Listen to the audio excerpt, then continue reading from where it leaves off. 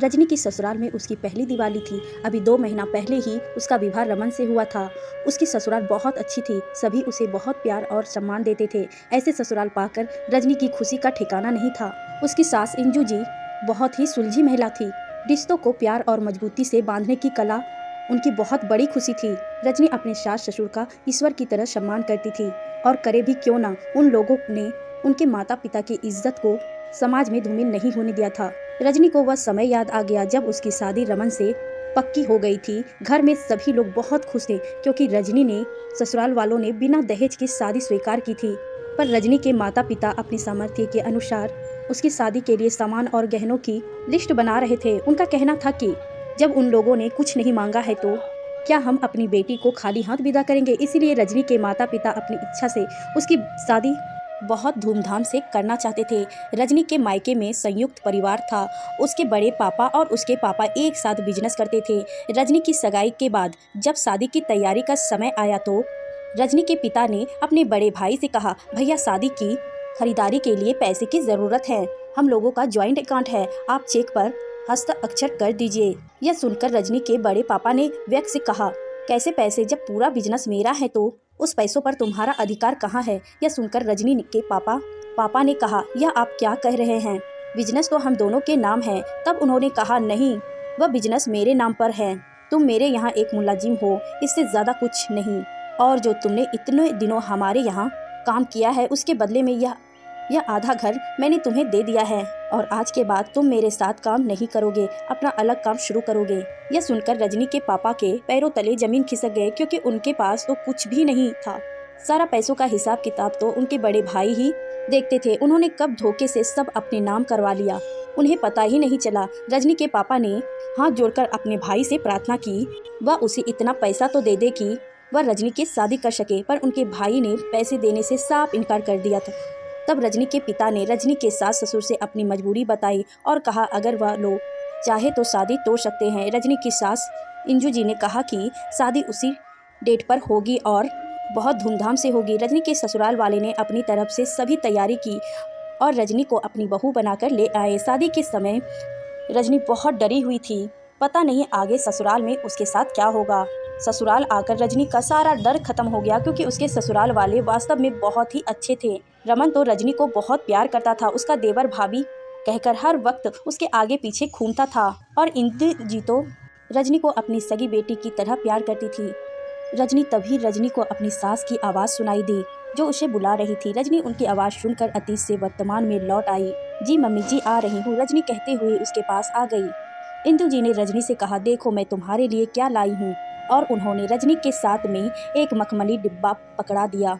इंदु जी ने मुस्कुराते हुए कहा, खोल कर देखो तुम्हें पसंद है कि नहीं। रजनी ने जब पैकेट खोला तो उसका चेहरा खुशी से चमक उठा क्योंकि उसमें एक बहुत ही सुंदर मंगलसूत्र था। रजनी ने चौंक कर अपनी सास को देखा और पूछा, मम्मी जी आपको कैसे पता चला कि मैं मंगलसूत्र पहनना चाहती हूँ।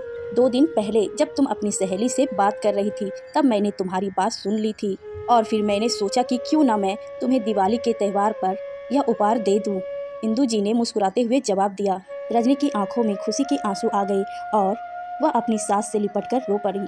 उसकी सास ने भी प्यार से उसे गले लगा लिया। मम्मी आप अब सारा प्यार रजनी को ही दे देती है, कुछ मेरे लिए भी बचा कर रख लिया कीजिए। रमन ने अपनी मम्मी से कहा जो उसी समय घर आया था। क्यों, क्या तुम्हें मैं प्यार नहीं करती? इंदु जी ने मुस्कुराते हुए पूछा। पहले जितना नहीं करती, रमन ने हंसते हुए जवाब दिया। यह बात तो आप बिल्कुल सही कह रहे हैं भैया, रमन के छोटे भाई ने उसकी हाँ में हाँ मिलाते हुए कहा। इंदु जी ने अपने छोटे बेटे का कान पकड़ते हुए बनावटी गुस्से में कहा, बड़ा आया भैया का चमचा। अरे मम्मी मेरा कान छोड़िए वरना मेरा कान अकड़ जाएगा तो कोई अच्छी लड़की मुझसे शादी नहीं करेगी, रमन के छोटे भाई ने मुस्कुराते हुए कहा। उसकी बात सुनकर सभी हंसने लगे। रजनी सबके लिए चाय बनाकर ले आई। उसी समय रजनी का फोन बज उठा। उसने देखा तो फोन उसके भाई का था। रजनी ने फोन उठा लिया। कब, कैसे, पापा ठीक तो है ना, किस अस्पताल में है, मैं अभी आ रही हूँ, कहकर रजनी ने फोन काट दिया। इंदु जी ने पूछा, क्या हुआ बेटा, किसका फोन था? मम्मी जी भैया का फोन था, पापा की तबीयत बहुत खराब हो गई है, उन्हें अस्पताल में भर्ती करवाया गया है, शायद उन्हें दिल का दौरा पड़ा है, रजनी ने रोते हुए कहा। रमन ने रजनी को चुप कराते हुए कहा, परेशान ना हो, मैं तुम्हारे साथ अस्पताल चल रहा हूँ, सब ठीक हो जाएगा। इंदु जी ने कहा, रमन तुम रजनी के साथ जाओ, मैं तुम्हारे पापा के साथ बाद में आती हूँ। वह अपने दोस्त से मिलने गए हैं, आते ही होंगे। जी मम्मी, हम लोग जा रहे हैं, कहकर रमन रजनी को लेकर अस्पताल चला गया। कुछ देर बाद जब इंदु जी ने अपने पति के साथ वहां पहुंचा तो सभी के चेहरे पर उदासी छाई हुई थी और रजनी की मम्मी रो रही थी। रजनी उन्हें चुप कराने की कोशिश कर रही थी।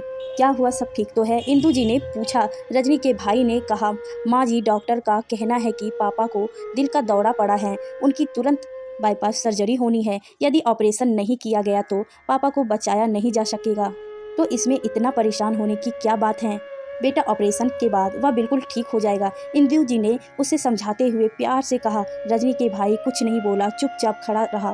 तभी नर्स ने आकर कहा, आप लोग जल्दी पैसे जमा करिए, नहीं तो ऑपरेशन में देर हो जाएगी, फिर पेशेंट को बचाना मुश्किल हो जाएगा। इंदु जी को बात समझ में आ गई। इन लोगों के पास पैसे नहीं हैं। उन्होंने रमन से कहा, रमन जाकर पैसे जमा करो, वरना हमें जीवन भर अफसोस रहेगा।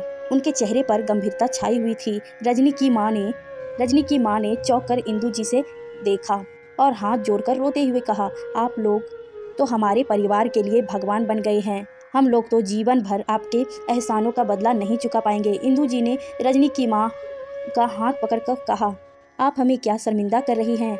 अब हम सब एक परिवार हैं, तो हमारे सुख दुख भी तो साझा हो गए हैं। इसमें एहसास वाली तो कोई बात ही नहीं। अंदर से ऑपरेशन चल रहा था और बाहर सभी बेचैनी से टहल रहे थे। थोड़ी देर बाद ऑपरेशन थिएटर का दरवाजा खुला और डॉक्टर बाहर आए और उन्होंने बताया कि ऑपरेशन सफल रहा।